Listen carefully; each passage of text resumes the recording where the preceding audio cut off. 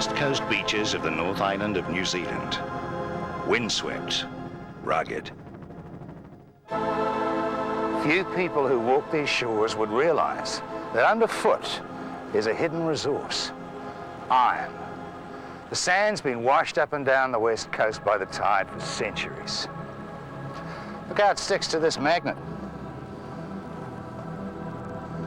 So how did the iron sand get here? About 3 million years ago, a series of volcanoes disgorged a huge quantity of iron-bearing material, or titanomagnetite as it's called. Those volcanoes have long since disappeared into the sea, except for one, the mighty Taranaki.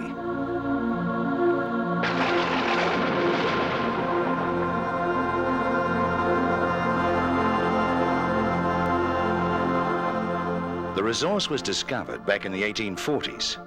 Early pioneers tried to extract the iron from the sand with limited success. Their blast furnaces choked on the small grains and the high level of titanium oxide and other impurities. It was only with the development of the direct reduction process and electric arc furnaces that turning the sand into steel became a reality. From iron sand to flat steel products in just 6 weeks. How does New Zealand Steel do it? They mine the sand at 2 sites, about 2.5 million tonnes of it every year. At Taharoa, the iron sand is pumped to waiting ships, a valuable export product for New Zealand. At Waikato North Head, bucket wheel excavators cut into the iron-rich sand. Conveyors transport it to the concentration plant. After mining, the dunes are recontoured and planted with tussock and trees. To extract the iron, the sand is first washed through a rotating drum. Next, it's passed across a bank of magnetic separators. See how the iron particles stick to the drum? It's treated again through a series of cones using water and gravity for separation. As the sand is washed over the cones, the heavy titanomagnetite falls through the slits in the bottom.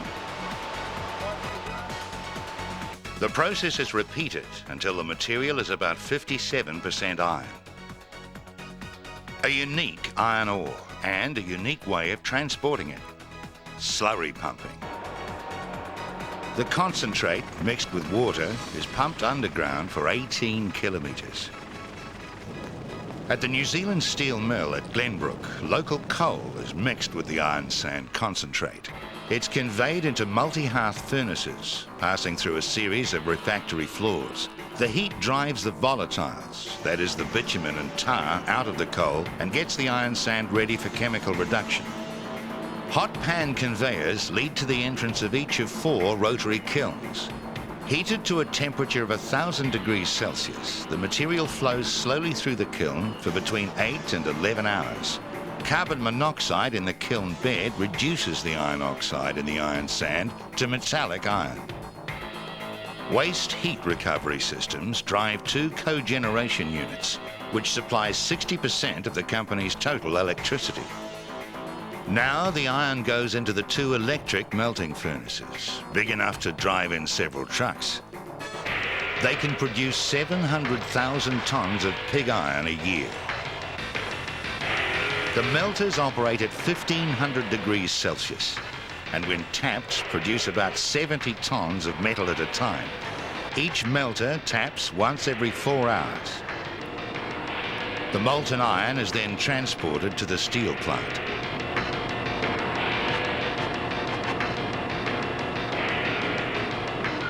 First, the slag, rich in vanadium, is recovered. It's removed by agitation, then skimmed off the top. It's a valuable byproduct for export, which will be used as an alloy in the production of high-strength machining tools. Careful checks are made on the temperature. And now for the most dramatic part of the whole operation. The oxygen steelmaking furnace is charged with scrap and molten iron. The mill floor shakes as oxygen is blown through the iron.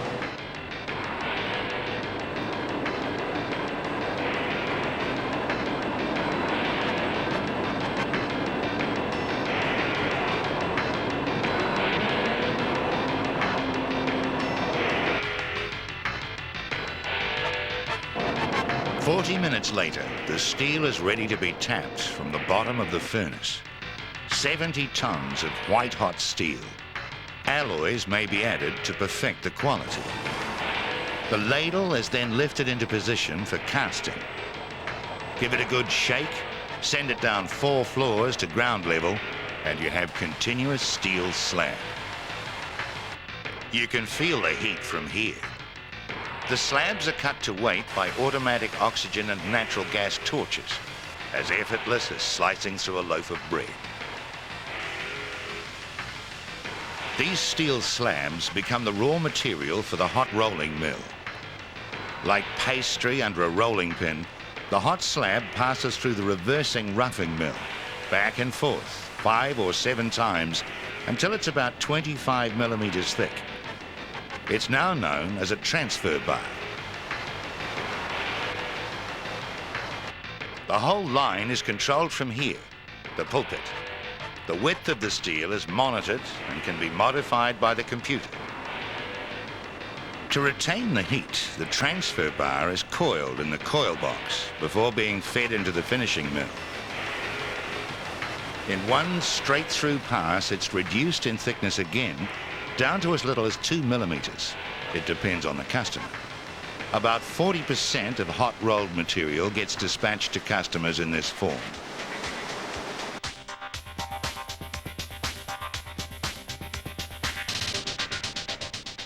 Coils up to 700 meters in length are moved to other parts of the mill for further processing.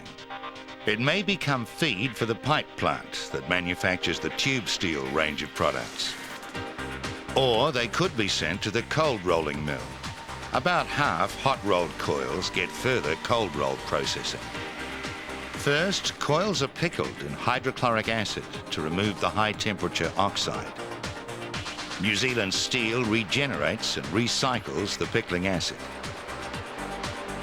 Cold rolling is done in preparation for the next steps, annealing or metal coating.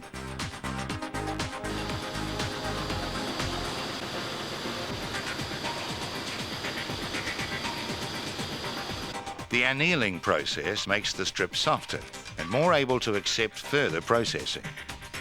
The wagon can only inch its way to the oven with 180 tons of coil on board. In a 40-hour cycle of heating and controlled cooling, the coil is processed in the nitrogen-hydrogen atmosphere of the Uniflow annealing oven. After annealing and temper rolling to improve the surface quality, coils are slit or sheared to customer order.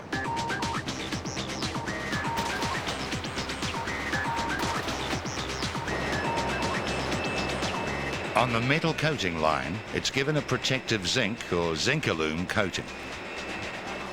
Some will go for sheet metal fabrication or other galvanized products.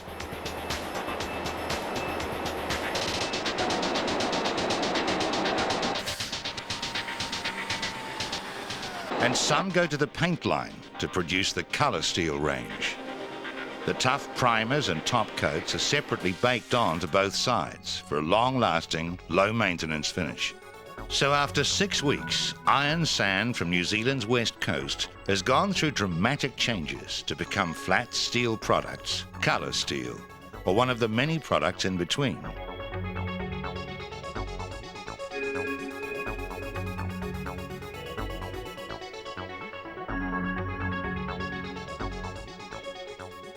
From these grains of sand, steel.